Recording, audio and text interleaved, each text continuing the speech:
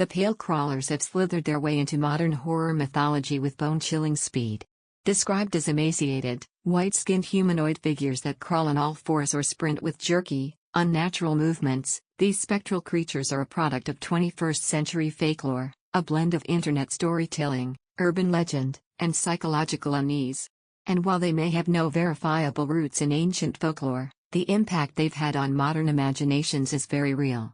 Unlike classic cryptids like Bigfoot or the Mothman, the pale crawlers didn't come from rural legends or long-standing mythology. Instead, they emerged organically from internet forums, creepypasta stories, and YouTube horror channels, becoming one of the most unnerving additions to the modern pantheon of digital monsters. Their rise is rooted in collective storytelling and a shared sense of dread that taps into a primal fear, the fear of seeing something human, but wrong. Eyewitness accounts, as shared across platforms like Reddit and 4chan/x/paranormal board, describe these entities as 6 to 8 feet tall, gaunt to the point of skeletal, and devoid of facial features. Their skin is corpse white or slightly gray, and their limbs appear either too long or too flexible to be normal. Some say they crawl like spiders.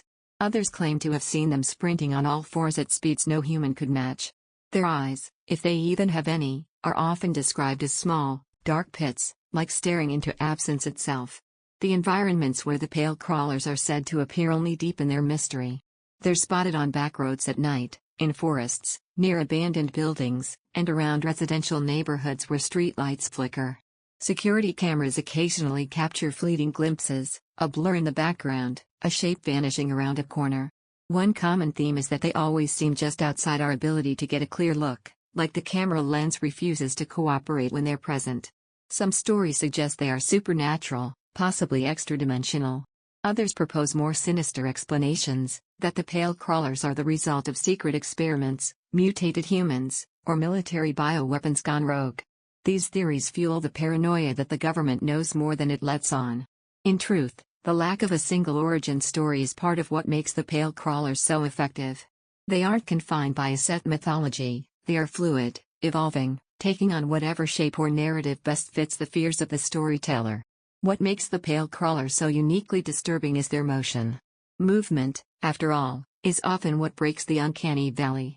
These beings move wrong, too fast, too fluid, or too broken. They lurch, crawl, or gallop in ways that defy our understanding of physics and muscle memory. Seeing something shaped like a person but moving like a glitch in the matrix triggers a primal panic in the brain. It's a horror that's hard to explain but impossible to forget. While there's no credible scientific or historical record of pale crawlers, the emotional response they evoke is powerful.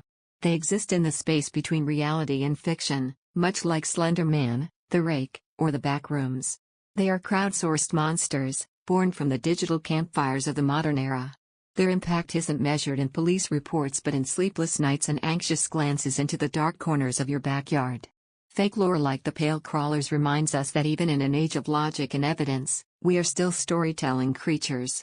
We still conjure demons in the shadows and whisper about the things that don't make sense. Whether the pale crawlers are a shared hallucination, an evolving story meme, or something more, one thing is certain: when you hear scratching outside your window at 3 a.m., it won't matter that they aren't real. Because the pale crawlers live exactly where fear thrives best, just out of sight, just out of reach, and just believable enough.